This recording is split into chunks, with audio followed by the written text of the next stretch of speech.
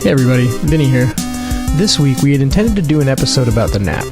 So this is a topic that generally a lot of people have opinions on. So we're actually going to have a handful of guests for this one, but we ran into some scheduling issues, so it turns out we're not going to be able to do it until next week. Until then, we're going to actually rebroadcast one of my favorite episodes, and a relevant one. And that's going to be episode 42, where we get into natural rights and natural law. If you hadn't heard it already, I hope you enjoy. And if you have, maybe you'll hear something this time that you didn't hear the first time. Thank you for listening. Remember to tell your friends, and we'll be back next week with a brand new episode.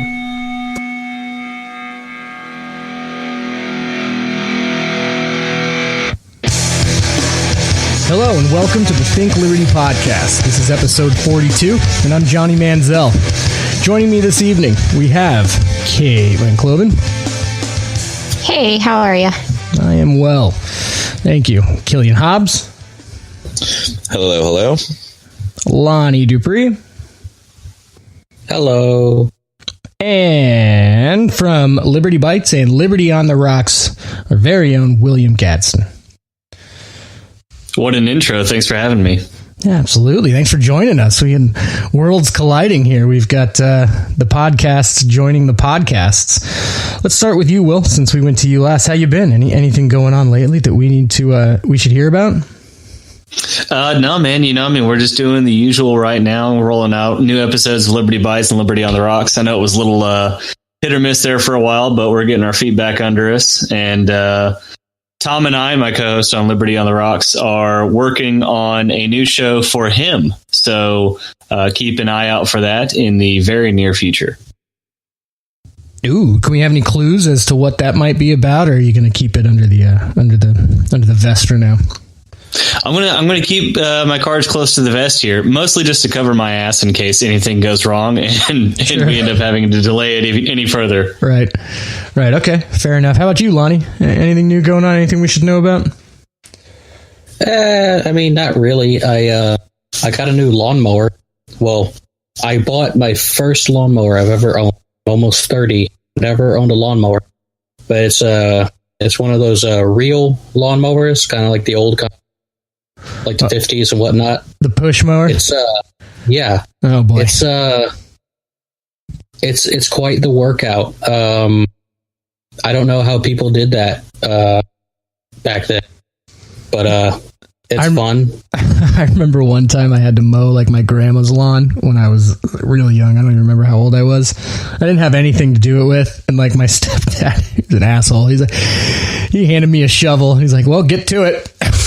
Wait, what? How do you mow a lawn with a shovel? And then, sure enough, I had to try and mow a lawn with a shovel. I think I've told that story here before. That was pretty terrible. And I'm sure Did you like take a file and sharpen the edge, swing it, scythe? I did swing. I ended up swinging it. Yes, I didn't sharpen it, but that's essentially the method that I had to use. It was ridiculous. It took me forever. Good times in growing up. Yeah. Okay, Killian, how about you, bud? Anything new? We've got two episodes now in for Coffee Shop Philosophy. If you haven't listened, go listen. It's on, what are you on, Thursdays, Killian? That's right. Okay. New episodes every Thursday. First episode, I talked about power of conversation. Last episode that I had, I talked about the complexity of humans and the way that we make things complicated and use that in our communication with one another, as well as our understanding and brain development, stuff like that. So that's kind of the vibe of the show. So if that's the sort of stuff that you're into, then you can tune in every Thursday. That's when the new episodes go live. The episode I got planned for this coming Thursday, it'll actually tie in pretty nicely with some of the stuff we might end up discovering here. Otherwise, we got some good stuff going on the website as well. Again, we've got articles daily. Hit the little bell. Make sure you get updated on those. Tons of fascinating stories that have been coming down the pipeline there, including we had a really interesting one most of you probably read about police targeting people involved in policing the police type movements that have been using old Facebook photos to go after people that have any type of felony or anything like that. And a whole bunch of just interesting stories like that we've been able to bring to the table that have been, they've been really eye opening, even for me, who's been aware of a lot of this stuff beforehand. Yeah, so check it out. Go do all those things he just talked about. Hit the bell, go to the website. It's this little red bell. If you look in the bottom left, can see it. It's on the very bottom. I think, doesn't it follow you when you scroll too? I don't remember. Oh yeah, it doesn't. It stays with you until you accept it. That's right. It's like a bad ex. Yeah, so accept it. Except you actually get something good out of it. Yeah, I'll find you. Okay.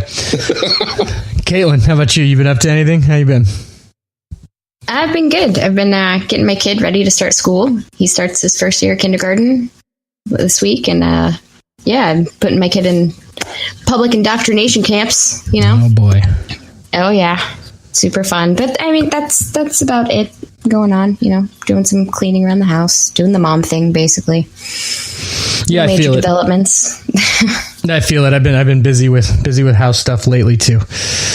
Yeah. Nothing too extraordinary going on over here. If you notice, our page loads faster. I've been doing that kind of stuff. I've been doing a lot of like back end website stuff lately. So not much that anyone would know. I'm building a website for some agorists right now. Actually, that's kind of neat. Gray Man Design, I think. So I'll give them a plug. Go look for them. They're nice folks. How are they paying you? Probably in. Are they paying you in crack? No, probably in USD, but they did offer to pay me in crypto. So they were true to their, the philosophy there. They did. It was on the table. It's just, for me right now, a little more convenient to have fiat. Okay. At any rate, so we've got everyone's little spiel there out of the way. I just want to remind everybody that the Think Liberty podcast is a part of the Think Liberty Podcast Network. You can now find us on a lot more other platforms than you used to be able to find us on. So we're still pending on wow, that was a fucking doozy. iHeartRadio, but we will be there soon. So we submitted it. It's just like a 2-week approval process. So we're waiting on that. We are on Spotify. We should now be in the Google Android store. We're still in iTunes, Stitcher, Overcast, all that crap. But go find us, favorite it, subscribe. We've got, I think, a full week now of podcast uploads. On Monday, we have Liberty Bites. On Tuesday, we have this one, the Think Liberty podcast. On Wednesday, we've got Amagi with Dylan, Lawrence Moore, and Nima. And Thursday, we've got Killian. And Friday, every other Friday, we've got Liberty on the Rocks with William and Thomas. So for this episode, we're going to cover everyone's favorite topic, and that is rights, natural rights, more specifically. And we've been going at it all day and for a couple of days before. I feel like anytime this gets brought up in our circle, it's just kind of a contentious topic. So we're just gonna hit it. And let's see here. I went and got a breakdown here. So is anyone familiar? Anyone here familiar with like the philosophy that goes on behind natural rights at all? Like anything past like the Rothbard stuff? Are we talking like Hobbes? Yep. And we can go, even further back there as well. But yeah, like Hobbes, how do you say his name? Like Aquinas, Thomas Aquinas. How do you say that? Thomas Aquinas. Okay, there you go. Yeah, John Locke was into it. I got a whole bunch here. So I guess I'm going to break it down then. I have some information that I'll just run through just to kind of give us a basis of what exactly we're talking about. So we're not all kind of like talking from different places. This here isn't anything special. I grabbed this first bit just from Wikipedia. Just to kind of set the stage a little bit for, I think, what most people agree is. So we're going to start with kind of like the origin here, right? And so it says natural rights. It's a philosophy asserting that certain rights are inherent by virtue of human nature, endowed by nature, traditionally by God or a transcendent source, and that these can be understood universally through human reason. As determined by nature, the law of nature is implied to be objective and universal. It exists independently of human understanding and of the positive law of a given state, political order, legislature, or society at large. The concept of natural law was documented in ancient Greek philosophy, including Aristotle, and was referred to in Roman philosophy by Cicero. References to natural law are also found in the Old Testaments of the Bible and later expounded upon in the Middle Ages by Christian philosophers such as Albert the Great and Thomas Aquinas. There it is. Thomas Aquinas. The Think Liberty podcast, where Vinny can't I can pronounce anything. Okay. Some notable philosophers that you may have heard of that we haven't mentioned yet, and that's kind of just as William was just saying. So you got Hobbes, everyone's favorite fuck, John Locke, and Plato also were supporters here. Did I miss anything? Anyone listening here that I may have missed anything? No, sounds pretty good. I might suggest pointing out Immanuel Kant is on the list of people that had supported it because of some of the directions that he took things in with his critiques of pure reason and stuff like that. There's many others. The reason I'm what I mentioned here is I'm kind of trying to mention, like, because Hobbes kind of like revised the theory, if I'm not mistaken, right? Yeah. So basically, it more because of the time and place that he was in. It was more revolutionary is too strong of a word, but yeah, he more or less revived it from Aristotle and then adapted it to his time and place. So comparing that to putting that into context with like the British monarchy and being subjects rather than citizens. So that's when he came up with the whole social contract theory and all that kind of thing. That's my favorite. It's everyone's quote unquote favorite. Yeah. And then you have John Locke, who is a little more similar to Thomas Aquinas, I believe. Right. And you do have the modern day guys too, like Rothbard and everybody else that's on that bandwagon. So, okay. We're going to move down a little bit now and let's state some definitions just to get that out of the way and to make it a little bit easier. Right. And so we're going to go, I pulled these from Merriam-Webster. So the first is the legal definition of a natural right, a right considered to be conferred by natural law. So then we're going to go ahead and define natural law, and that's going to be a body of law or a specific principle held to be derived from nature and binding upon human society in the absence or in addition to positive law.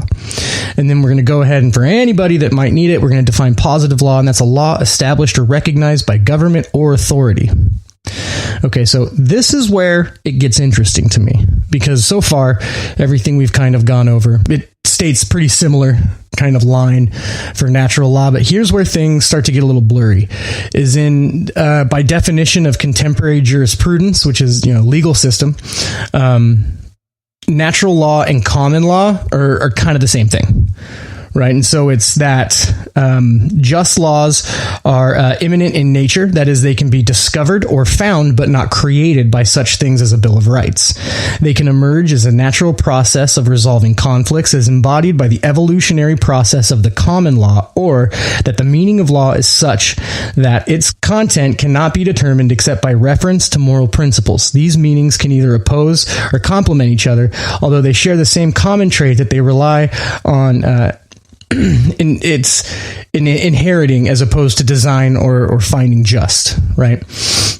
And so that last one is a little that blurs it a little bit, because that last one kind of so for instance, Hayek would talk about natural law, but he wouldn't, and he would talk about common law, and he made that distinction. Right. When he would talk about common law, like discovering the law, he would call that common law. And when he talked about natural rights and natural law, like it coming from, like it says here, like some kind of like a deity or a god or some kind of transcendent source, he would call that natural law. Any input here? Anything from anybody? Want to bring anything up after we've gotten through the definitions here? I guess I'll start here. Okay. Now, when it comes to the idea of natural rights, natural law, I always hear the example of a naked ape in the forest. Mm-hmm. So for those of you that might have heard this example of natural rights or natural law in play, and this is where you hear a lot of the concept of negative rights, which is the rights you have if everyone just leaves you alone, is probably the simplest way to break it down. But it's the idea of the rights that you would have if you were completely unrestrained by anything else and were left to your own devices. So you have the right to say whatever you want, because if you're some guy standing alone in the forest, then yeah, you can say whatever that you want. If you have the right to travel, you have the right to, you have the right to fend for yourself, the right to defend yourself against the wild, this right to set up a territory. All those types of ideas are what are usually inferred by natural law when you take the philosophy further. What I find interesting with arguments on natural law is that the main three natural laws are life, liberty, and property. Those are the three main focal points that most natural laws or most forms of natural rights or theories of rights stem from. There's those three core ideologies. What I find very interesting when we're looking at this is that those are the three core principles, but there's no way of definitively deciding how far those rights go.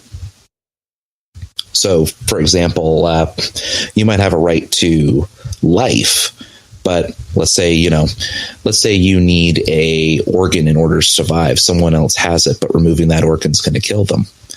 Well, in that case, you'd be violating their right to life under natural rights. So whose rights end up being more important at that point?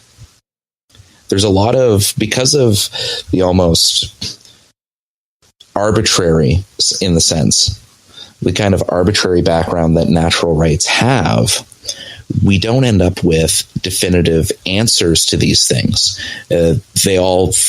Any type of issue where rights collide or where, the issues of people collide, we end up with a lot of scenarios where it basically just becomes stretched out trolley problems. Yeah. Yep. It certainly can.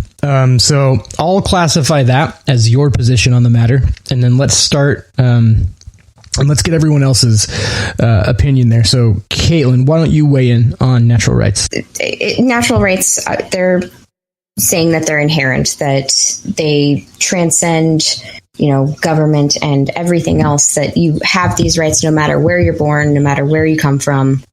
I don't buy it, because you're born in, let's say, communist China, and they try to kill you for speaking out against the government. And you'd be like, oh, well, I have a natural right to life and liberty and property and all.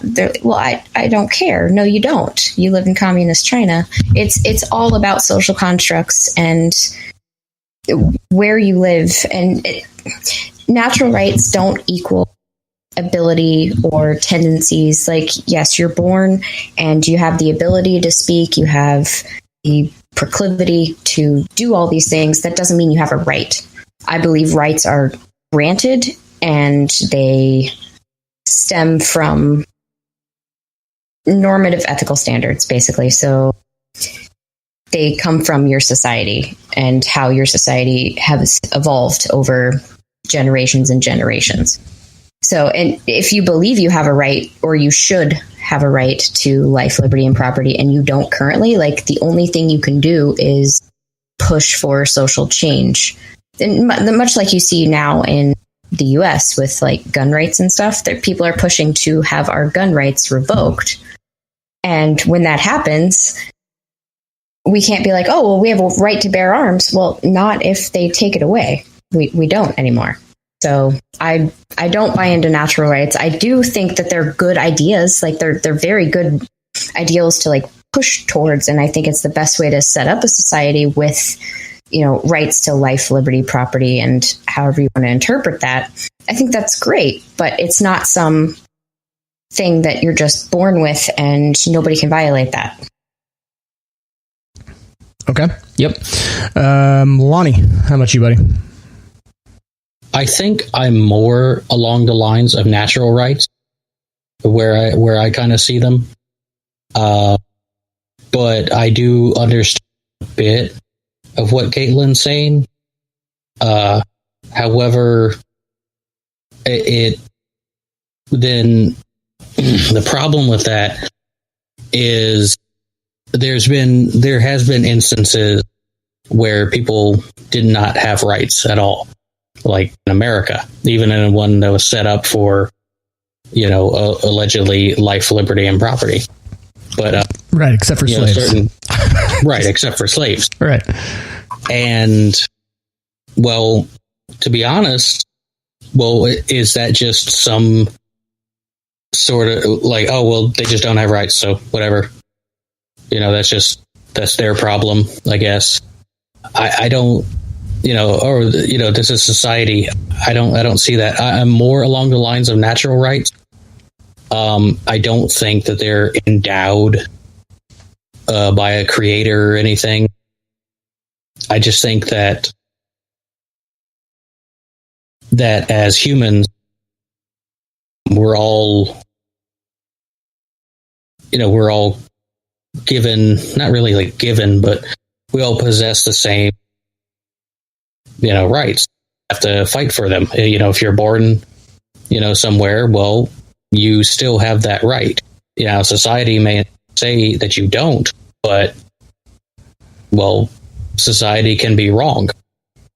So I think I agree more along the lines of natural rights, but I'm open to other interpretations. I do understand that rights do evolve over time through society, but I do think that there is some that you just have upon birth. Sure. Okay. That's fair. All right. It's a bit of a mix. Yeah, that's fine. There's nothing wrong with that.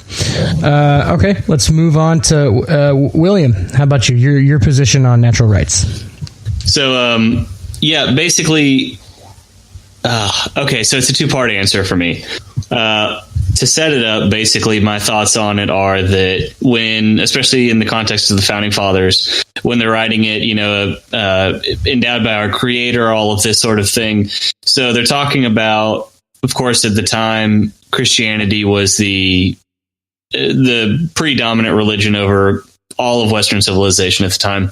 And so they were basing it in something that was accepted by almost everyone in their civilization as far as, okay, where does authority come from? So they're endowed by our Creator because we were made in His image. So because of that, we have these rights set aside for us that the rest of creation doesn't necessarily enjoy. Even some of the Founding Fathers that were humanists or outright atheists, they still used the exact same language because of the weight that it carried for the public or for the people. Now, all of that being said, I do believe that we have these certain rights that do exist for us because, whether you're someone who is a Christian or other religion or not, we recognize that there's something different about humanity. There's something different about human beings, something sacred, if you will. So because of that, we do have certain rights that we should enjoy. Now, I don't think the idea of whether or not we have rights is predicated on whether or not we live in a society that allows us to exercise those rights. I think that's a totally separate thing. But on the other hand, as we have progressed as a society, especially in the West, we have recognized that having those rights is beneficial for everyone. So I think they exist. We are just sort of uncovering them as we go, if you will, kind of discovering them as different societies and civilizations. But at the same time, that's purely on a philosophical level. I mean, we all know that pragmatically, if we were in, the Thunderdome or, the deserts of Australia after a giant apocalypse, then we don't actually, as the others said, we can't exercise those rights unless we use force to defend them. So I get the pragmatic argument as well, but I think philosophically they do exist. It's just up to us to make sure that they exist for us and others and defend them accordingly. Okay, great. So we have opinions here that span the board. I'll give my 2 cents here. I tend to agree pretty much with Caitlin's position here. It's pretty well aligned with the Hayekian view of rights, which is more in line with when we outlined the contemporary jurisprudence definition, which is kind of like what you just said, William, it being discovered. I tend to think that, the way Hayek talked about it was basically that just as Darwin observed the evolution of the physical form of life, there has been an evolution of normative ethical standards, right? With a lot of stuff, I find that it tends to help if you can kind of equate it to software, right? And so when you have computer programs and stuff like that, or websites, pretty much anything with technology, you can only get so far with your technology until you start running into problems and issues. And I like to liken those issues to kind of like conflicts that we have in everyday life. And when you look around the world and you see that, one of the primary reasons I don't think that natural rights are as universal as people tend to think is you can look around at different cultures and they have different ideas and different definitions of natural rights, right? Like, there's a version of like Islamic natural rights, right? And the Muslim religion has its own kind of outlook on natural rights, and that's a lot of it's completely different. Kind of, it's strange. It's almost kind of like the difference between like the ANCOMs and the ANCAPs in when you can justify violence, but while still adhering to the NAP. That's kind of like what I would relate it to, right? And so there's different reasons for justification of violence. If you're talking about Islamic law, then it has to do with like the purity of religion or things like that. Please, someone keep me honest if I'm misspeaking here. But it is different in that sense. So when I look at these things, it tells me, okay, there is no one natural standard because it's going to completely depend on which community that you come from. And then I'll bring it back to the software thing, right? And so there's certain issues, there's certain conflicts that we have as societies and civilizations. And then you just, until you figure that out, you can't move forward, right? It's just like building a website. If you get stuck and there's a piece of broken code, you're not going to be able to get any further with your work unless you fix that code, right? Unless you solve that problem. If you have a certain portion of your website that's working and it's keeping another portion of the website from working, you either have to fix that bug and figure out a way to make them both work, or you got to figure out which one to turn off so the other one can work. You got to figure out which one's more valuable, right? And I tend to think that rights exist for that kind of same reason, right? As civilizations and societies progress, they run into issues and they run into conflicts, and you have to find ways to solve them. And you can look at different cultures and different civilizations around the world, and you can see that some people are still struggling with some conflicts and some issues that other cultures have found ways to get through. And I think that they find ways to get through it by their normative ethical standards. Right. And I think that, and it kind of echoes your sentiment here, Will, that it's essentially like, even though I don't necessarily ascribe to the theory of natural rights, like I'm all for it. It's fine, because I think that when we have an emphasis on a protection of life, liberty, the pursuit of happiness and property for the individual, that we do get the most optimal outcome when you're placing a value on prosperity and production and productivity. So I think that's mine. That'll be my answer for now. Anybody else, as we go on here, does anybody else have anything they'd like to share? Anything they want to chime in with? This conversation is going to get really spooky. Super spooky. Okay. Would you like to add some spookiness here, my friend? No, I think it's going to naturally progress as we go on. But man, so I guess before we really dig into this, we have to point out that there's, as we talked about earlier today, there's not really a logical end game here. You know, this isn't really a conversation where anyone can definitively be proven correct. It's as you said, it's for sport. So, I mean, I'm sure as we go along here, we're going to come along to some really heavy disagreements, but in the end, it's more just about exchanging ideas, presenting evidence, and then hugging it out and going about our business. Right, absolutely right. And so I have another bit here that I want to read out, and let me start. I guess I'll start the bit of contentious debate by outlining something. So I have a philosophy definition, essentially, and I'm going to go ahead and read that. I'm going to tell you why I disagree with it. Okay, so natural law, a moral theory of jurisprudence. Natural law is a moral theory of jurisprudence which maintains that law should be based on morality and ethics. Natural law holds that the law is based on what is correct. Natural law is discovered by humans through the use of reason and choosing between good and evil. Therefore, natural law finds its power in discovering certain universal standards in morality and ethics. Would you agree with that, William? I would absolutely agree with that. That totally disagree. There's a lot of spooky bullshit in there. So let me tell you. Let me tell you what are problem words for me. The word correct, the word good, the word evil, and the word universal. I have big problems with those words in that Damn paragraph. It! Those are all the things I agreed with. See, we're just gonna jump right into this subjectivity versus objectivity. Right. I mean, that's it's the elephant in the room, right? Oh, of course. Yeah. Caitlin, how about you? I see you're looking to jump in there. Did you have an issue with that paragraph like I did? Yeah, I had the same issues. The universal, the good, evil, all the objective crap in there. Yeah, big problem there. I think this is going to get pretty heated with the objectivity versus subjectivity here. This is going to be a good one. Yeah, we're going to have a real blast here. Anyone else want to give any input about that paragraph before we host a fight club? Yeah, what was strange for me is that I agree with the paragraph, but for me, morality is subjective.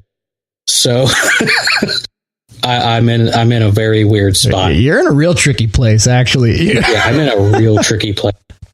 So, yeah, I'm going to be very interested to see how this whole. Yeah, it should be interesting. Killian, how about you, man? I think that paragraph can be very dangerous. I'm hearing that, and I'm hearing some of that terminology that's getting thrown around, and that sounds pretty much like a justification for anything that could possibly be positive to a person's life automatically being considered a right. Like that paragraph right there just basically says that if we're looking for things that are good, well, making sure that, everyone gets health care could be considered good. So poof, that's now a natural right according to that system. Right. That's right. That's a problem as far as I'm concerned, especially because it runs counter to some of the other beliefs that are held by followers of natural rights and natural law. Okay. So we've heard everyone's 2 cents here. William, why don't you give us some commentary, buddy?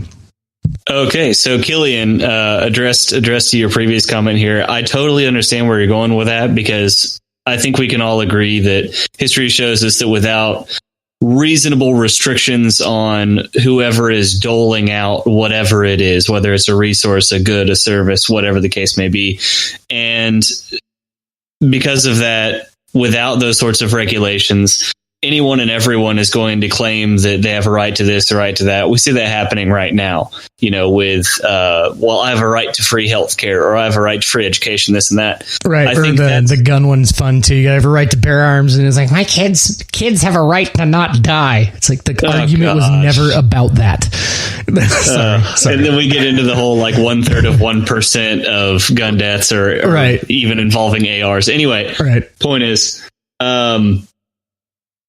okay, so the point being, if we are going to introduce that conversation, so if we as a society, I'm going to pull a page out of Rousseau's book here. So if society has progressed to this point, we've moved past trying to use violence to make our points here. So we formed a civilization, and we're trying to hammer out philosophy and laws and all of these different things. That is when something like the Constitution would come in and say, here are your rights. These are negative rights, and they are negative rights because you do not have the right to someone else's labor or goods or services or whatever the case may be. So what came to my mind as you were talking, Killian, is the 9th Amendment in the Constitution. So you being a communist from the north, I don't expect you to know which one that is. But basically, seize the means, This is already getting dirty. All right. So I'll remember that. I'll remember that, William. You know I love you. So the Ninth Amendment says that no other, I'm paraphrasing heavily here, but basically it says that no other amendment can counteract or overturn, circumvent any other amendment in the Constitution. So in the same way, if you're going to hammer out who has what rights and why, I think it's a very, very key point that needs to be put in there in some way, whether it be a document, a law, what have you, that there are only negative rights that you have. Positive rights are not a thing because, again, you do not have the right to someone else's labor. So, I mean, everything being what it is, if you're kind of making it up or writing it as you go along, I think that would be something that could be put in there that would easily get around people claiming this, that, or the other. Okay. So basically, what you're saying is, it's going to be. It has to be a good combination. Yeah, absolutely. Okay. All right, Killian, would you like to comment on any of that?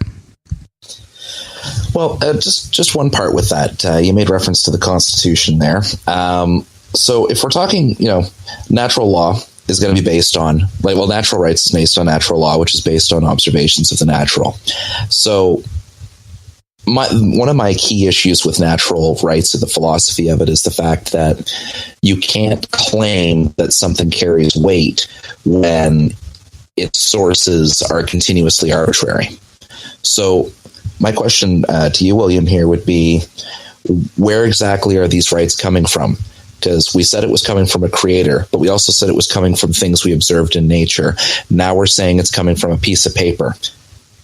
So if all of these different sources could be the source of these rights, then how does that make any one of them valid? Or is it supposed to be like a combination of some stuff some bureaucrats wrote in one section of the world defined what the rights of all humans on Earth are only about 300 years ago, versus observations from nature from Plato in the year 500 BC. If we're having all these different sources for natural rights, but we're all calling it natural rights, then why would not the will of the people be one of those sources? If I may, I do believe, just to clarify, I do believe, right? So in staying honest here, William did say a combination of positive and negative. So I think that does infer that maybe there is, and keep me honest here, William, a certain set of rights that is being recognized as natural, and then another set of rights that are recognized as purely statutory. Yeah, I would, exactly. And not to split hairs here, but I don't think that any source of rights come from a piece of paper. Even in the Constitution, it's a clear point that the rights don't come from the government. They don't come from the law. They come from a transcendent figure. Again, whether or not the individual believes in that transcendent figure is irrelevant. They're basically saying that because we believe in these things so strongly, we are putting it into law, but it doesn't come from the law. It comes from something that's bigger than the law or bigger than the government. So my question is, the tough thing about this for me is when you just because it's often said, right, that the government doesn't grant you your rights. I tend to believe that government can grant you rights. If you listen to one of our earlier podcasts, I had a debate with Kyle Wagner on here. I had some bad arguments in there. One of these days we can go over that and I can talk about the stuff I didn't like about what I did. But if you ask me, I won that debate in the first 3 minutes. So the debate was, can property rights exist without the state? And basically my whole premise was, you have a group of people in an isolated area. They all get together and they basically say, okay, so we think it's good that you should have your own property and you can defend it and you have the right to do that. So you have the right to property and you have the right to defend that. Boom. You have property rights. Right? You didn't need a state for it. Right. But at the end of the day, it was the group of people that defined that normative ethical standard that allowed everybody to enjoy that right. Right. And so that's kind of how I see it. Like when you talk about the transcendent source, and maybe it's because of and this is another hard part too, is it gets real tough when you butt up against the religion thing, because then it just it's a slippery slope, because it can really easily turn into the non-religious versus the religious. I don't think so, though. I think so. There's a couple of points that I want to make here as far as where it's stemming from. So I think, first of all, regardless of where you believe it comes from, we all recognize that these things are important. So I think the source isn't necessarily as important as recognizing that we need to respect everyone else's rights, as far as whatever they may be, wherever we're currently living.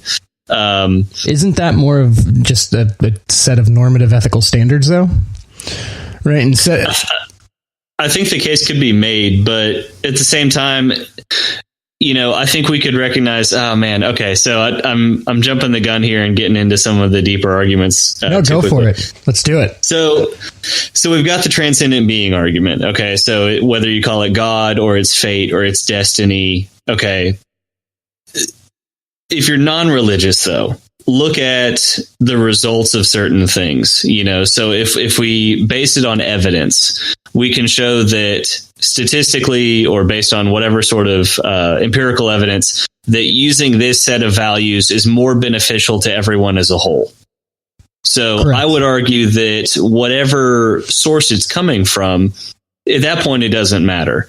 We are uncovering or discovering, if you will, what works. And just from my personal point of view, I would say that God has set those things aside for us, and we're discovering it as we go.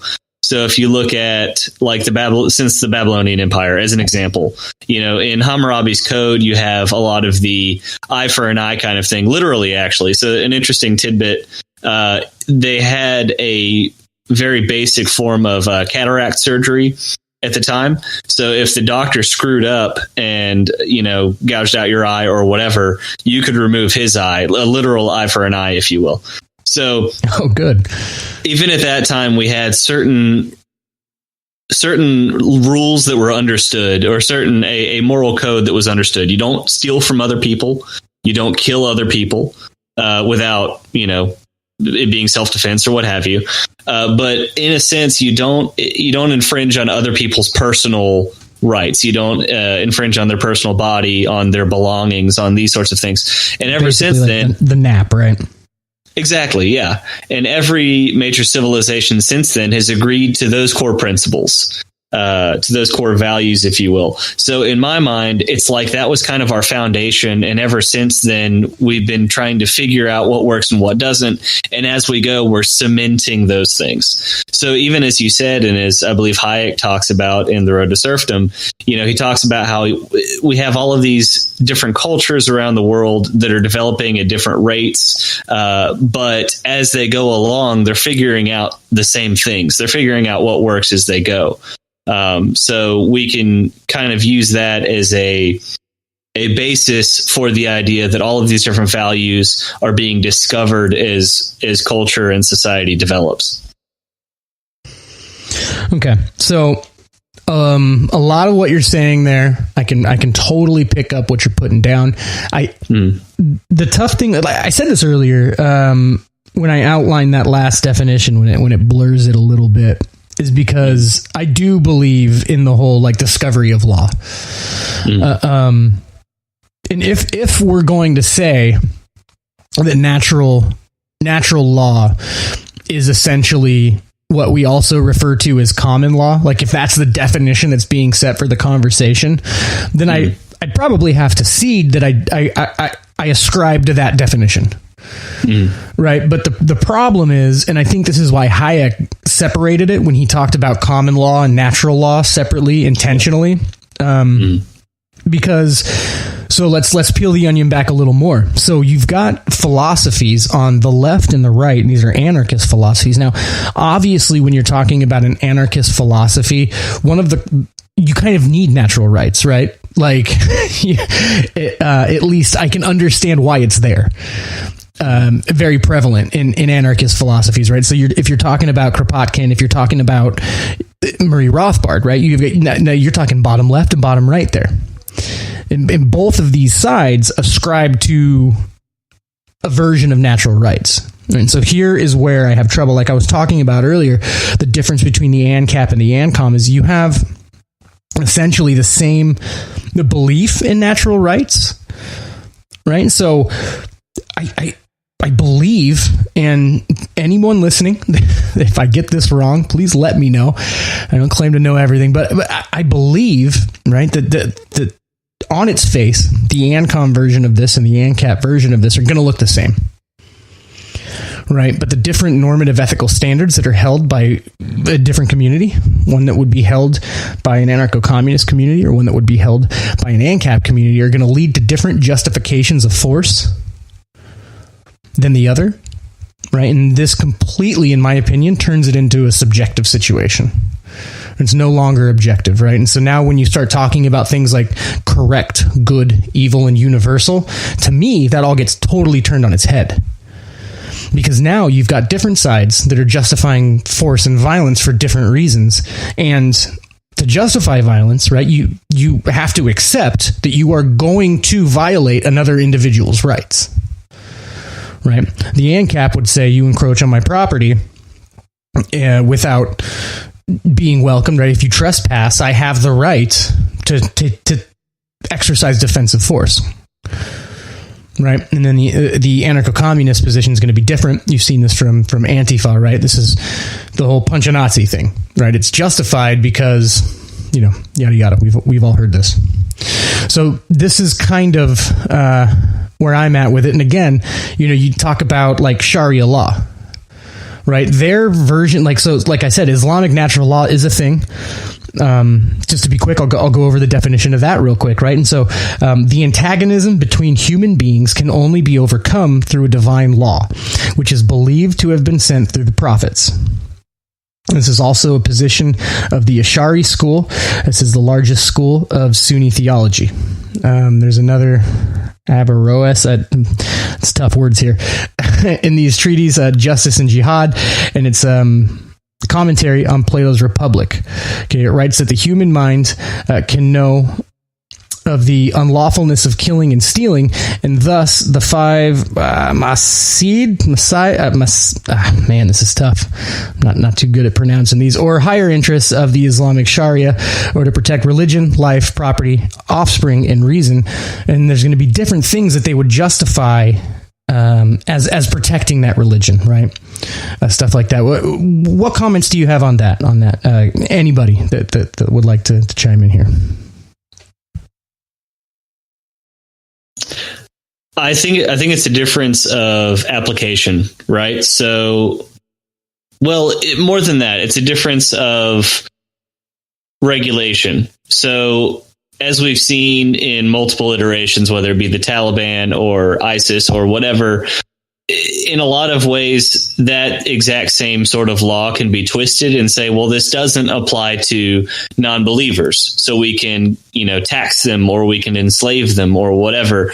Basically they take what sounds to be a good thing, and then they twist it and say, well, yeah, but we're going to choose who it applies to and who it doesn't. In the same way that the Constitution didn't originally recognize all citizens of the United States. It was only white male landowners. But the difference being, as we've progressed as a country, just in a couple hundred years and some change, we have added more and more people to that.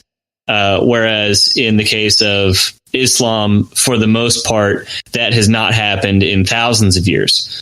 So I see the parallels between them, which would, at least in the onset, would add a little bit more credence to the idea that it's more universal. We have these extremely different civilizations and cultures that are, at least in the beginning, starting out in similar ways. And then, of course, there's the application of punishment would be the main difference. So where we might throw someone in jail, in a lot of those cultures, they remove hands. But we all recognize that certain things are bad. Again, stealing, murdering, rape, et cetera, et cetera. That's really all I have on it.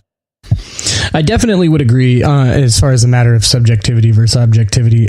I tend to think that morals are definitely absolutely subjective, but there are some things at this point in time, as far as societies across the globe, that seem to have all decided to agree that they think are about as close to objective as you're going to get, just like you just mentioned there, William. Killian, how about you? Anything? Well, I got two things here. One's going to be a follow-up to that, and then a second one is just, I guess, a clarification, because we're bouncing back and forth between the philosophical side and the practical side. So I'll address my take on that first. I'll take on my take on that second, I should say. I'll follow off of this first. We're talking about the evolution of the concept of these rights in Islamic countries, and the way that the different schools, take it, the Sunni school, Shia school, the views that they have on who these rights applies to, what situations they go into, everything else like that. I think that really plays into Hayek's evolutionary argument. And I'll explain why. I'm going to take you back to 1061, and I know William here is a big fan of history, so I'm sure he'll get a kick out of the place that I'm taking this to. But go back to William the Conqueror. I mean, most people who made it through grade 10 English, I'm not sure about in the States, but I know up here at least, most people that made it through there heard about William the Conqueror, the way that the basically French Vikings came up and took over the Normans, took over Britain, and it was their conquering that eventually led to Britain being what Britain is, and the terminology of the Anglo-Saxon, because it was the conquered tribes. Now, you fast forward through their history of being second-class citizens inside of their own country, the just general cultural views of the Normans as a conquering ethno group. And you can see the baseline right up to the foundation of the Magna Carta, which was basically lower Normans fighting against higher Normans in order to maintain their own levels of control and their own rights inside of society. All of this whole path, this history, this whole direction that they went through, it's what led to the foundation of individualist ethics. So I think that if you didn't have a William the Conqueror situation in, Northeastern Europe, if that didn't take place, you wouldn't see this oppressed group of people, which were the Anglo-Saxons at the time. You wouldn't see this oppressed group of people go through this history and hardship of being second-class citizens on their own land, and eventually developing this philosophy where they invert the concept of worth. Because before, the concept of worth was tied to being part of the Norman class, being part of that group of people, being one of those members of society. It's where we get a lot of our ideas on classist divide, on racial divide, comes from that initial struggle of Roman v. Saxon. So it was this sort of struggle, especially if you look at the historical backgrounds of people like Thomas Paine and the like, and where they stood on Reformation and everything else. It was that whole combined history, that social history, that led to England, and by proxy large portions of the world, because of how expansive the Commonwealth was, because it was a conquering society that founded the Norman Empire, which was the British Empire. You come to this development of individual rights, and the individual being unique and being special and being important and having their own set of divine granted rights. And really, more or less, it was psychological scarring that led to a push for this inversion in order to invalidate their own classification as a secondary citizen in their own lands. That history, that social evolution, is what led to the whole formation of the concept of modern liberty that we have in the West. As for the second point, I know people are going to want to respond to my take on that for sure. Going back to it, we've been bouncing between the moral and the philosophical. I would say, just to clarify my stance in case, there was any errors in what I was saying before. On the practical side, I'm pretty sure we mostly agree, though, as far as life, liberty, property is concerned, though I have an issue with, again, the concept of when rights collide, because there's a lot of instances where if we're just going off of life, liberty, and property and the different adaptations that can take on, that you end up with forms of conflict where those do not get resolved easily. And on the philosophical side, again, if we're all coming to these rights, if we're discovering these rights in different ways, then that means that if you're taking an objectivist stance, which again, I follow subjective morality myself, if you're taking an objective stance, then that means that every culture is going to add their own things in and believe that it's objectively true, which means you again end up with different sourced rights, which, as far as logicking your way through or reasoning your way through the philosophical side, that I think definitely impacts it. All right, the Canadian will stop talking now. Okay. I have a feeling William is going to want to say something here. Your feeling is correct. So there's a lot to unpack there, and I appreciate that, the especially the historical aspect of it. So one thing that occurred to me while you were talking about that, Killian, and this is not helping my case at all, but in the interest of intellectual honesty here, I was wondering, is it possible that because of the breadth of the British Empire, is that why we see a commonality of a lot of the values that we have in the West across places that certainly aren't traditionally part of Western civilization or aren't considered as such? Is it because of that, just because of how vast their empire was, rather than all of us coming to the same conclusion? Just a thought I had. And again, that doesn't help my case at all. But, it's something that I'm going to have to roll around in my mind. And I just wanted to mention it. It's worth mentioning that, I think that's something that I need to think about. And then I'll probably spend about the next week wrestling with. But the other point I wanted to make when we're talking about sourcing values and sourcing morality, another point that I wanted to make is, let's say you're an atheist or you just don't believe in religion or a higher power. I think there's also something to be said for how nature itself responds to certain behaviors. Things that we would recognize as being immoral. So take cannibalism, for example. So if you eat enough human meat, there are specific disorders and diseases that you can contract only from cannibalism. And so as a result of that, cultures have moved past that and said, okay, well, that's probably a bad thing, not necessarily because of their religious beliefs or anything like that, but because they see the negative consequences of that specific behavior. The same argument could be made for incest, for example.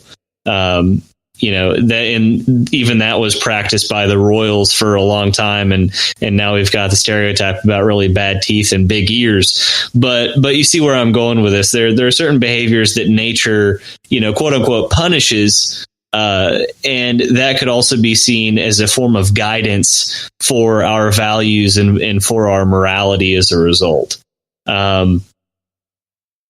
There's a lot to kind of roll around in my mind. So I'll let somebody else talk for a minute. Okay. How about you, Caitlin? We haven't heard from you in a minute. I think it's interesting that both sides of this debate, we all keep bringing up, social evolution and discovery of rights and all this stuff. Because no matter what position you take on it, like it's hard to ignore the fact that different societies and different social structures have different interpretation of natural rights, quote unquote.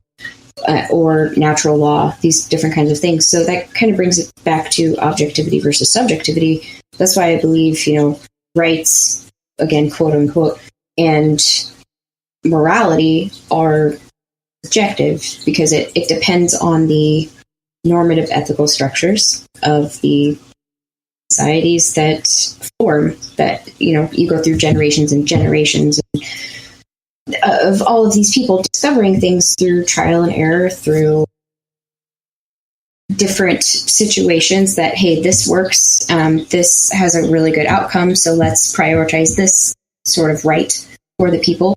And then, this over here doesn't work, so let's not do that. It's the same throughout all the societies. The process is the same, but the outcome is different.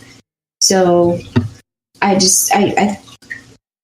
don't know if maybe we disagree because of the use of the right, because that kind of or natural right, just because it kind of implies that it's granted, and I don't believe it's granted. William does think it's granted.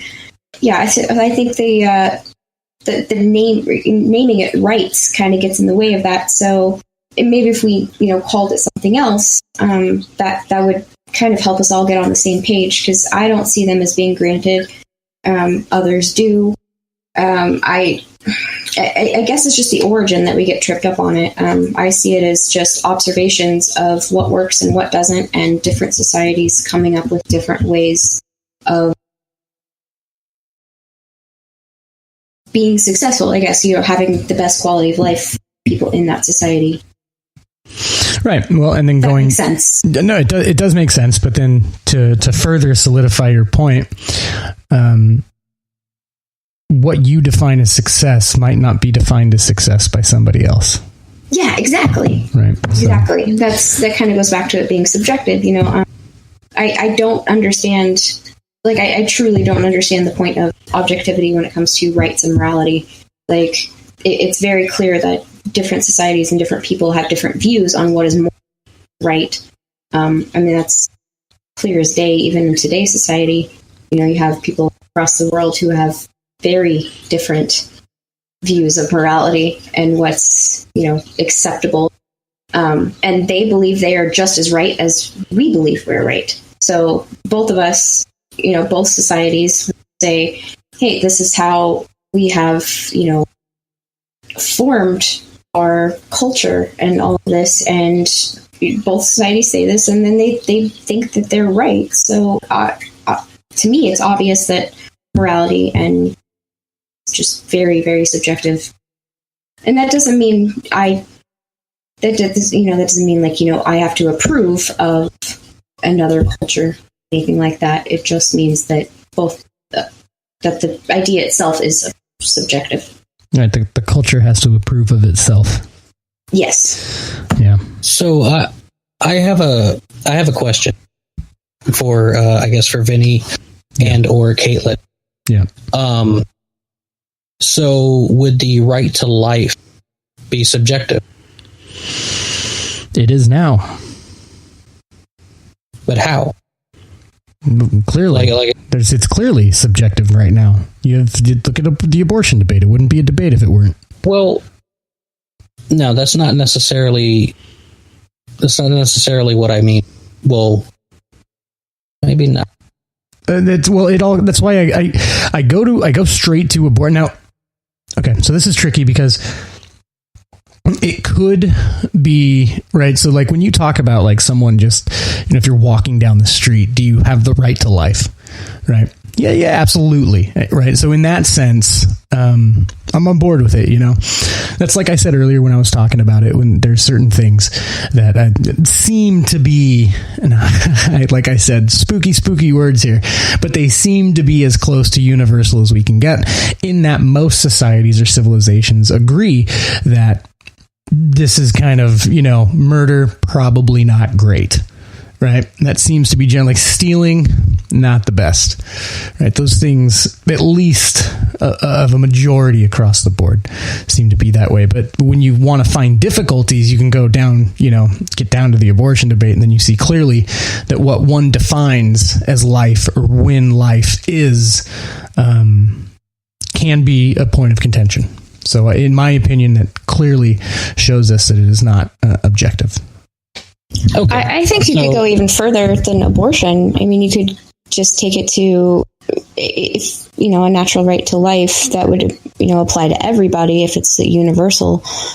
What about if that person, kills somebody? Do you have the right to take their life? Because then you're infringing on their natural right to life. You have these debates all over the place. So I think it's absolutely subjective. Lonnie. Okay. So maybe I might have picked, because I kind of get that. You see, this is my thought, is that there's subjectivity to morality, but there are certain object truths to morality, if that makes sense. That, well, killing isn't necessarily always wrong, but murder is always. I think like you said, we can all agree. But killing isn't necessarily always wrong. For example, if someone's you and you kill them, well, you were not wrong because your life was threatened, your property, and whatever the case may be. Well, look at it like this, though, right? So, what would you?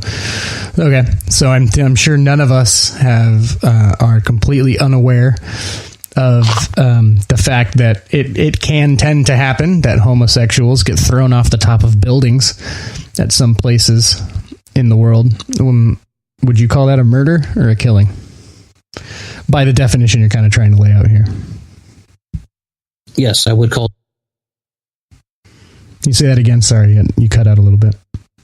Oh, I said I would call that.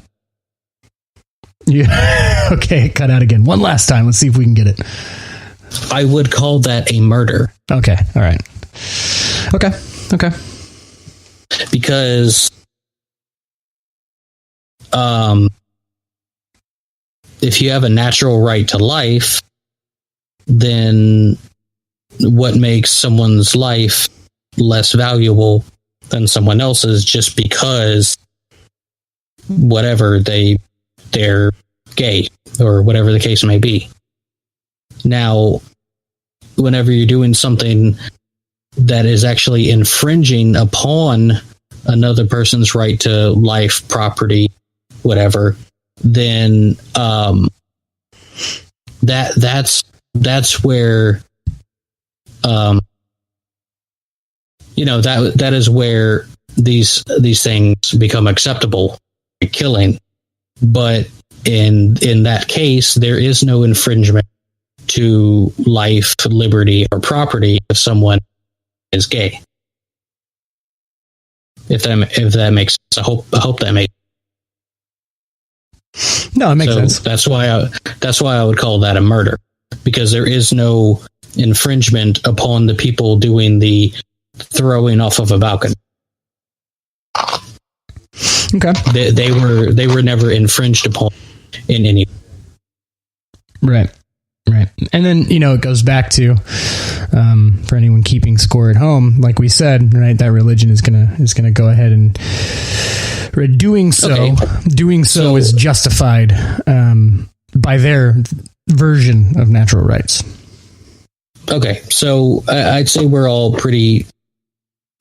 capitalists, so we all understand the ideas of private property.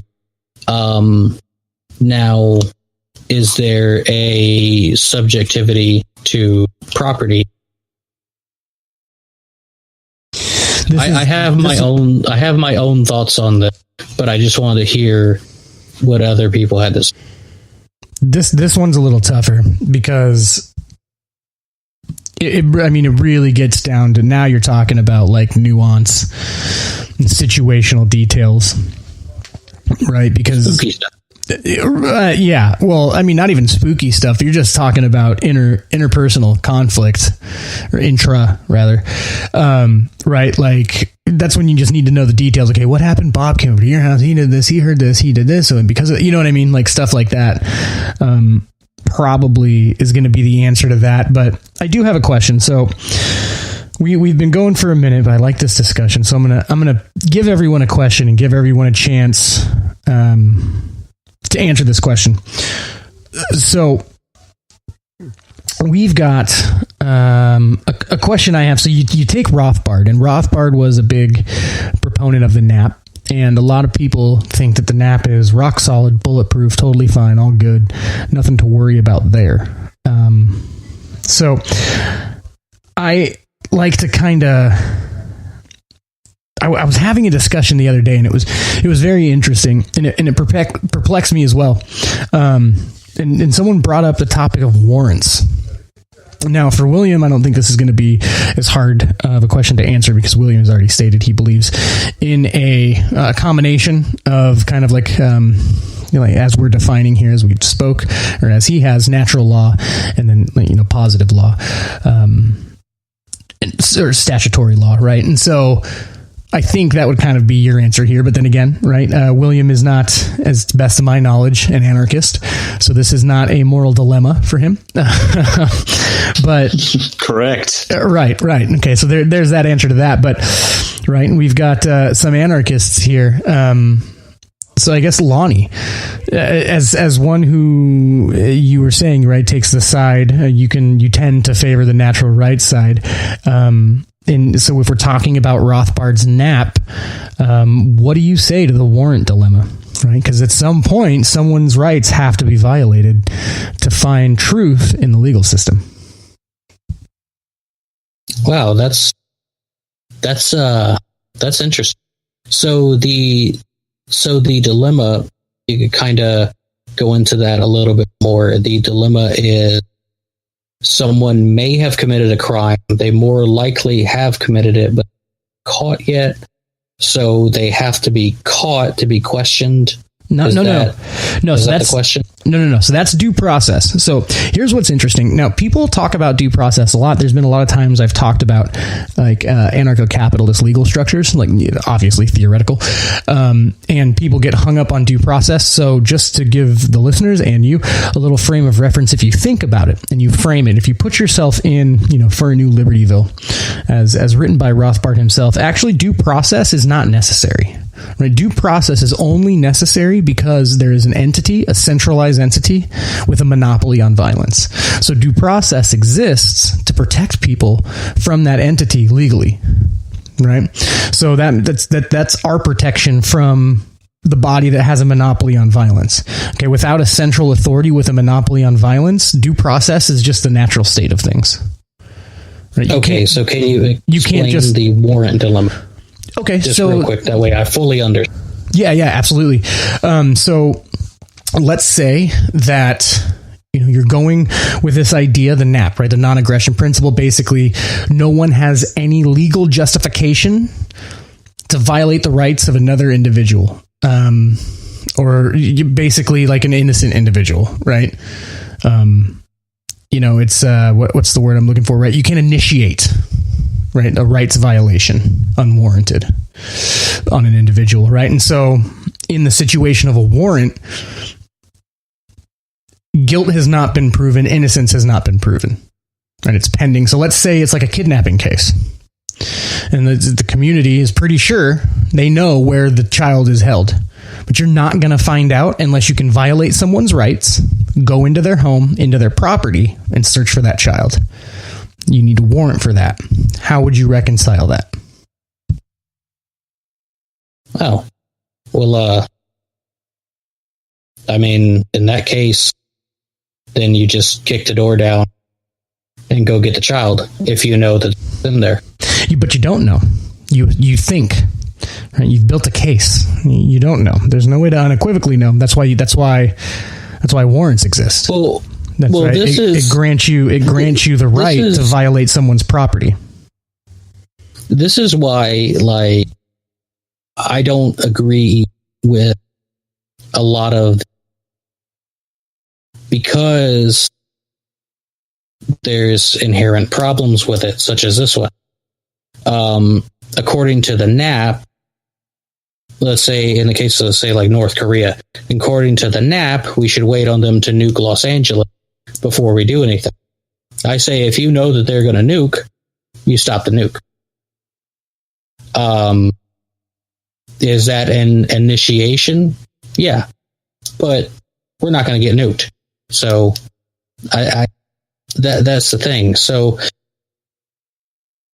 with enough potential evidence leading to the idea that the child is more than likely in this place, you have to find out. You have to, because someone's right to life is potentially being infringed upon. It's potentially in danger. So you Violate have the to find rights. that. You have to violate the rights of another individual to find that out. Yes. See, there's a lot of people that wouldn't agree with that. And they're wrong. Okay, William, I have a feeling you want to pitch in here. Let's hear what you got. Dude, so okay, so I'm wrestling with this, man, because it's a tough one. It is a tough one. So I'm falling back on my highest level of training here, which is unfortunately Hobbes. So, I hate having to admit this. Well, he wasn't wrong about everything. I know. I just hate him. Oh, I know. Well, it's because of how he viewed the nature of man. That's the biggest issue, is like the fact that he's you're all a bunch of fucking plebeian losers. Like, no one, you're all useless without a fucking state. It's like, God, get out of here.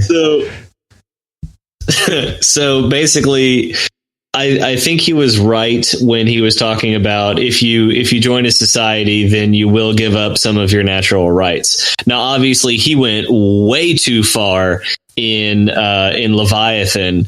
You know, when he basically says, "Yeah, you have to give up everything except for you can't be forced to sacrifice yourself." And there was one other one anyway. So, but besides that, I think he had a point that if you are going to join any sort of society, there will be a certain level of sacrifice involved when it comes to your natural rights. Is a very slight tangent. I was recently at a bar talking with a good buddy of mine about Hoppianism or Hobbes ideas. And so we were talking about covenant communities. And he was saying that it's not a tenable idea because no one is going to find a community that's an absolute perfect fit for them, for what they believe are inherent values and all of these different things. And I was saying, this is why there's a connection here. Basically, my point to him was that, well, no one's going to find a society that's absolutely perfect for them as an individual. They're going to have to give up something. They're going to have to compromise with something in order to fit into that society. So I think in the same way, if you're going to be a part of this society, and it almost physically pains me to say this out loud, but if you're going to be a part of a society, then there's the understanding. Damn it, Caitlin.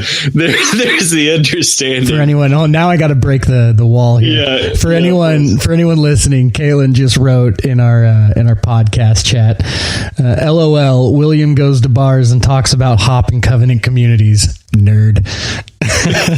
You know what? I'll own that. It's true. But that's fun, man. Take it. Wear it as a badge of honor. Great. Yeah. But yeah, so I mean, if you're going to be involved in this society or in this community, if you will, there's the understanding that you will have to sacrifice certain rights. But that doesn't make that right any less natural or any less legitimate. It's just something that you have to give up in order to partake in everything else that society has to offer. Well, and from your point of view, if I were arguing from the minarchist position, I would just say that you go ahead and you try to make utilitarian cases to make sure that the violations of rights to individuals is kept to a minimum as much as possible. Absolutely. Through your functions of positive law, your constitution, whatever it is, right, that you have for that society. But that's what I would say if I were from the minarchist position. Yeah, 100%. I had a very simplistic answer, but yeah, it's basically in the scenario. you have a community of people, they all live close to each other. There would still be this idea of towns and cities, and even if there's very, very loose government or no centralized government. So, I think there would be some basic, if like some kid's missing and we need to find them, we may kick your door down looking for them. So just letting you know. Are you okay with that? Next time. I guess. I really like living here. There's a Whole Foods and, it's a slippery slope. Yeah. Yeah. So, but, William, next time you're at the bar talking about hop, an interesting one for me there is, what happens when the community gets a part of it that needs to be physically removed, so to speak, right? And so what happens when a child is born gay? Does the child have to be physically removed? Well, according to Hop, homosexuals have to be physically removed. Right? Hop argues that the homosexuals have it's a high time preference. I think that was his argument. Right? They don't have children, so. Well, yeah. Let me clarify that. His argument. Correct. I don't. Yeah. I want to clarify now that we're getting into that. I don't personally prescribe to almost any of the details of his philosophy. I think it's an interesting philosophy on the larger points, but as far as the I don't think he said undesirables. What did he say? Degenerates? I don't follow any of that kind of stuff. I don't. Yeah, I mean, he packs a ton of personal preference. I just wanted to give that one to you the next time you're having a discussion about covenant communities. It's an interesting question. Yeah, next time I go up to a stranger at a bar and ask him if he wants to talk about anarcho-capitalism. Right. Right. I mean, what do you do? Right? What do you do when someone's born and they, turn out to be something that's against the community? It's their birthright. Mm-hmm. So what happens there? I think I would rather be robbed in a bar, like someone slipped something in my drink and rob me, take my wallet, then argue about come up to me. Then come up to me. Hey, would you like to talk about anarcho-capitalism? Yo, I keep work at work. Have you talked just hand him his wallet. Hand him your wallet. Just take it, man. Just take it. Do you have 10 minutes to discuss our Lord and Savior Murray Rothbard?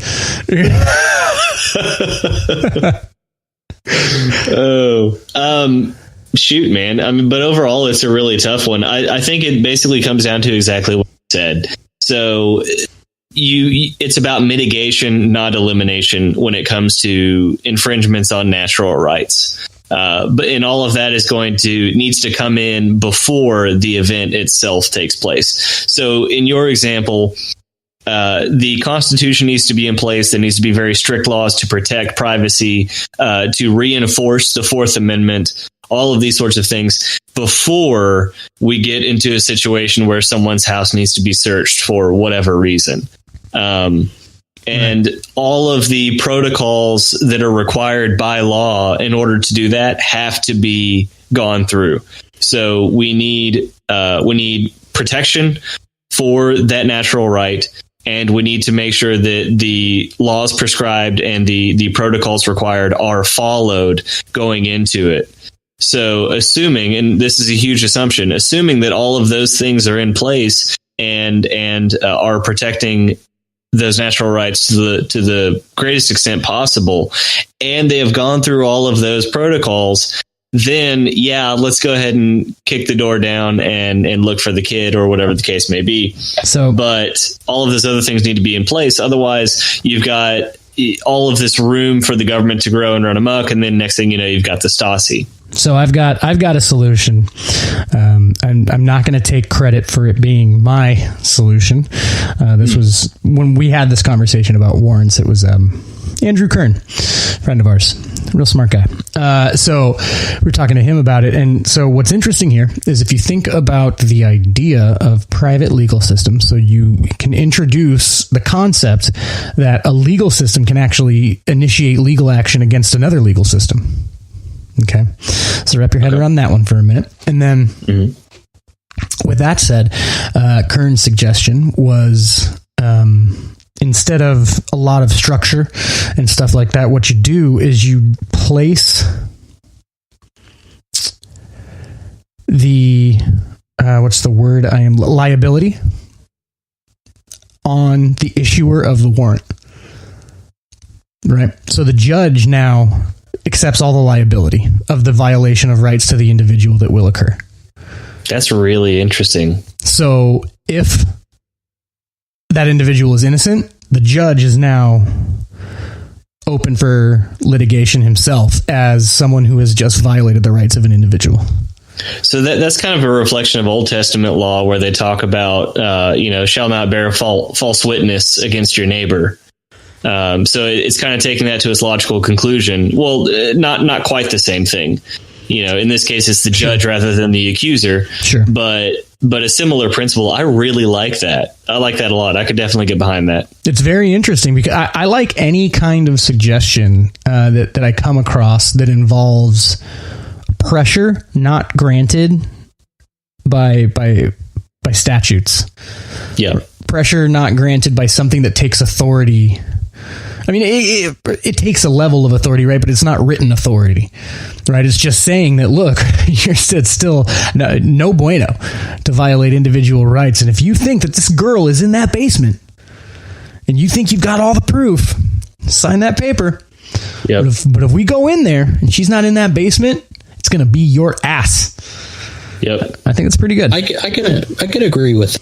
I think what we've kind of established, and I hope I'm not getting ahead of it, but I think what we've kind of established is it's kind of like an odd mix of everything. Is that you, upon birth, you naturally, as a human, have various rights. However, there is a subjectivity to them in the sense that in certain situations, you may or may not have, either by giving them up voluntarily to live in a certain type of society, or due to your own actions, which may have violated others' rights, you do not have an absolute right to life, liberty, property, and other basic rights. Does that make sense? That we are all basically, if we break it down to that we all kind of believe that, or am I off? Well, I mean, really what it's going to break down to, it's an argument, to be completely honest, and tell me if you disagree. And it's an argument between anarchy and minarchy is what we're up against here.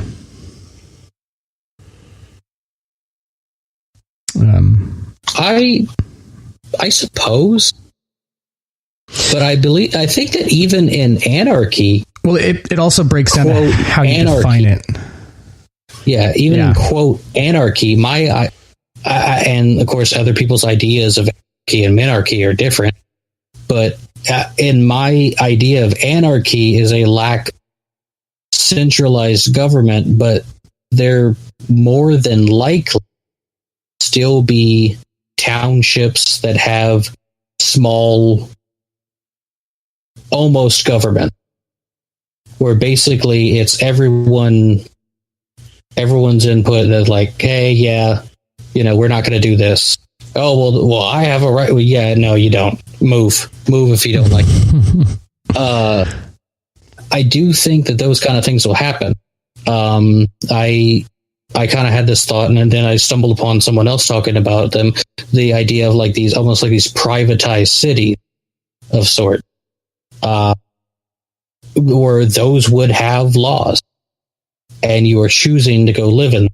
There's no centralized America, Russia, whatever the case may be. Now, you may still call that landmass America, Canada, but there's no massive one-size-fits-all type of government. There would still be small, whether you want to call them covenant communities, that sounds stupid and religious, but there would be small homeowners association type thing. I think you get what I'm saying. Yeah, well, people call that minarchy, I suppose. Well, it almost call that minarchy. It all depends, right? It all depends. For me, the thing that makes it decentralized is, like I said, that the legal bodies can take action against other legal bodies. Killian, you mentioned something that you wanted to talk about, the warrant topic. We haven't heard you weigh in, so let's get your input there. And I think that after that, William had something else to say. So let's take Killian's comment, and then we'll get William's comment. And if we have to do any feedback after that, we'll do that. But let's aim toward wrapping this up here a little bit. Go ahead, Killian. Sure. So when it comes to the warrant problem, we've been looking at it through the lens of natural rights, right? That's kind of been the focus of it. Now, my take on it is when we're talking about, we're talking about the NAP, which I think one of the biggest misconceptions with the NAP is that people assume that it's a law unto itself. It's not. It's a principle. It's a guideline. It's this is, you should do it this way. It's better to be this way, not an absolute moral law in the truest sense. It's just a set of principles that say, hey, maybe you shouldn't go around attacking people for no reason whatsoever, or for whatever blank reasons you give yourself. So I think that's one of the important ones to note with. Next, when we talk about, quote unquote, Libertyville, like Rothbard and a couple of the other ones laid out for, anarcho-capitalist, like covenant communities, if we're taking into consideration that, they're going to follow these, they're going to have these legal systems, everything else, well, I think that more or less just kind of feeds into another example of natural rights not really holding up.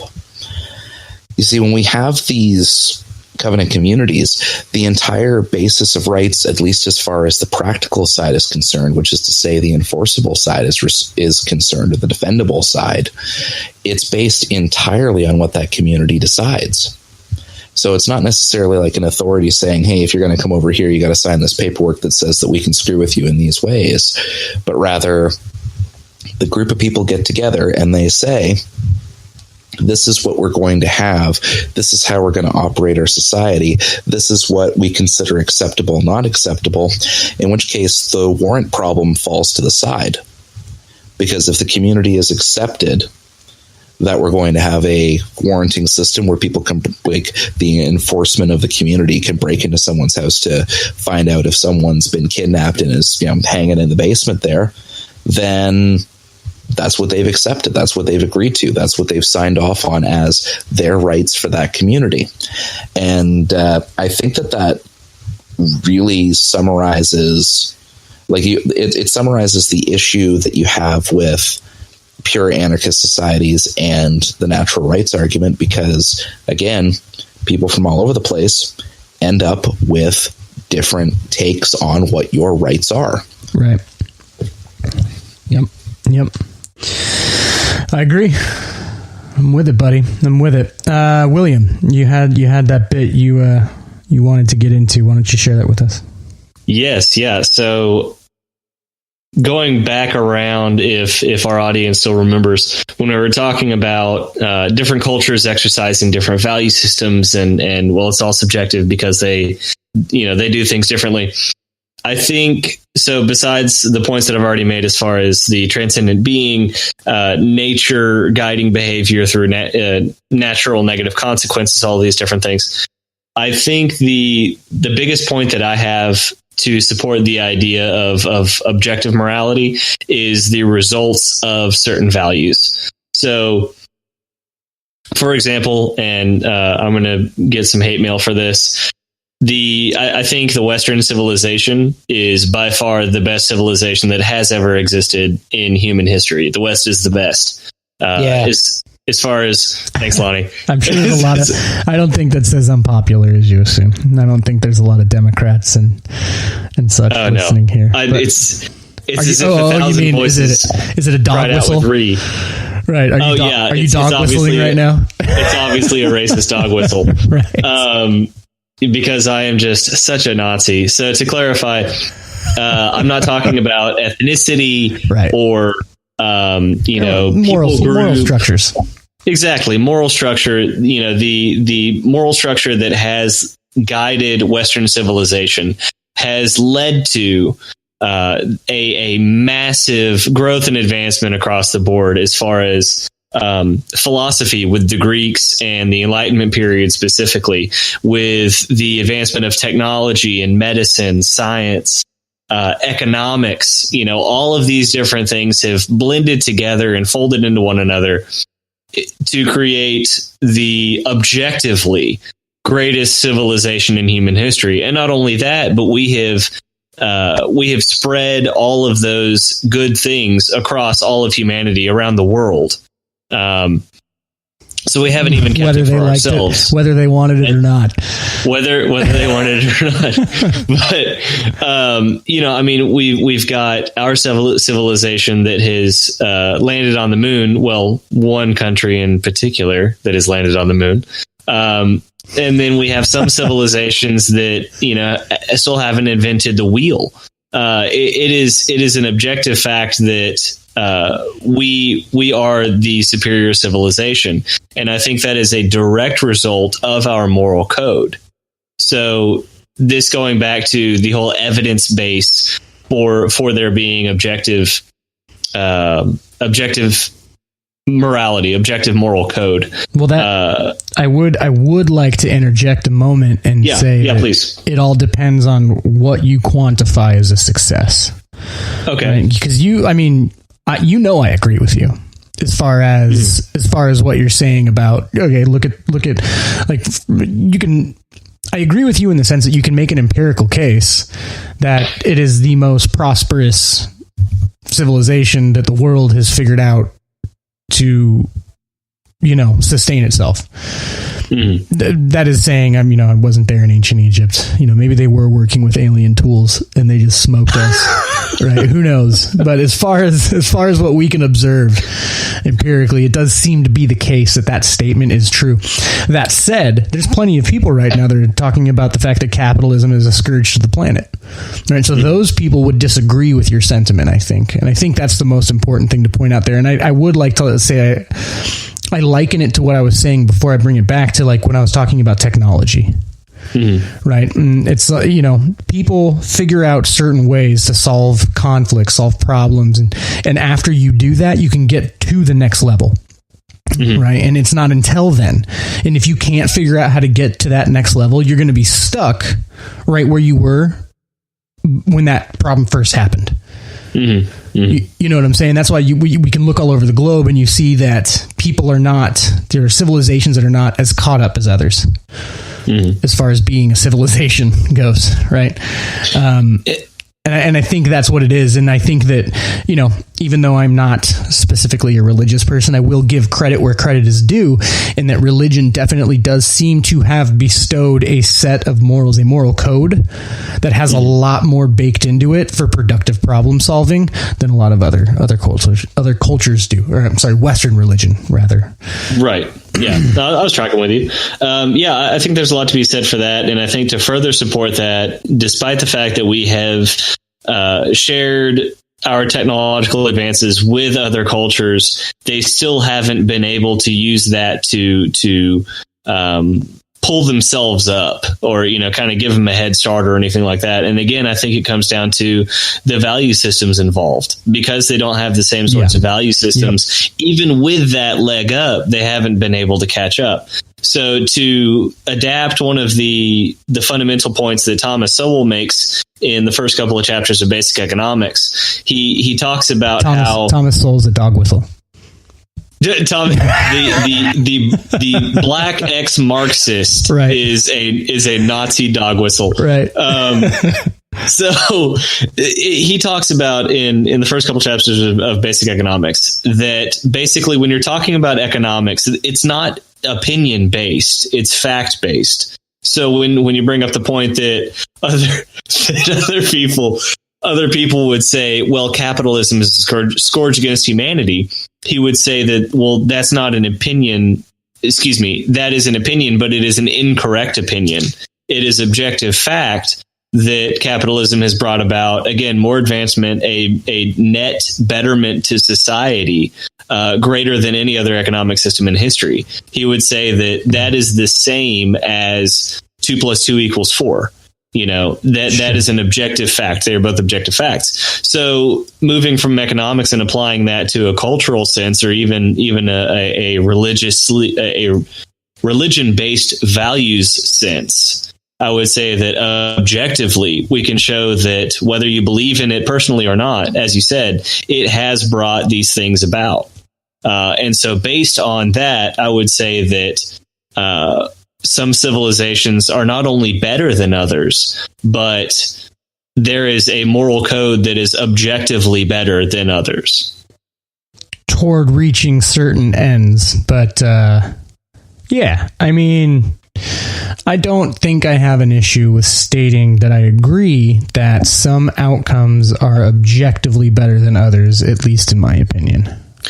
Right. And I mean, I understand the argument against that. I mean, you could say that, well, Pol Pot, had a totally separate set of values, but, I guess Pol Pot might be an extreme example. Let's say, look at Marx. Marx is, capitalism is antithetical to every single thing that is to come of transcendent man, right? At late stage, when Marxism is fully kicking, right? The means have been seized. Capitalism is dead. Late stage is upon us. Capitalism is completely antithetical to that, right? And so there are arguments. Maybe that's another podcast episode here. We'll have you on again and we can go over subjective and objective morality. But I do agree with you certainly as far as, in my opinion, I think I do agree that the outcome of what has come of the structure that we, as in the citizens of the United States government, have seems to be objectively better than it is most other places. Right. And so to tie it back in, this is going to be a sloppy segue, but, I think because the idea of natural rights and the idea of morality is inseparable, I would say that because I believe that certain cultures or certain value systems are objectively better, that also makes natural rights objectively a thing, objectively true. That was a horrible wrap up, but you get where I'm going with it. No, it's a good closing statement, and I would like to close by saying, just like I did in the beginning, what I see that is a cost-benefit analysis done when observing your normative ethical standards, and that is to say that property rights and the right to life, liberty, the pursuit of happiness, and the right to property has led to a very prosperous society. And so that is a great argument that should be the prevailing normative ethical standards. Right? So my position isn't much different than yours. It's just stated a bit differently, I guess. Indubitably. Yeah. Anyone else want to say anything here before we get going?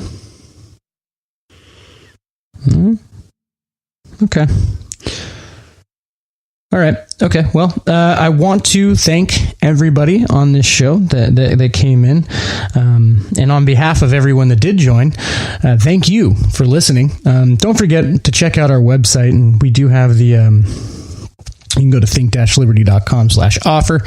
We have the shirt of the week, which is the $15 shirt. I think we're going to put the Fight for Your Right shirt back up to $20. This would be a good episode to close out the campaign with. So maybe we'll do just that. And I'll throw something else up and we can get back to writing articles about other nonsense. Okay. Well, thanks again for listening. And whether or not you like it, we'll probably be back again.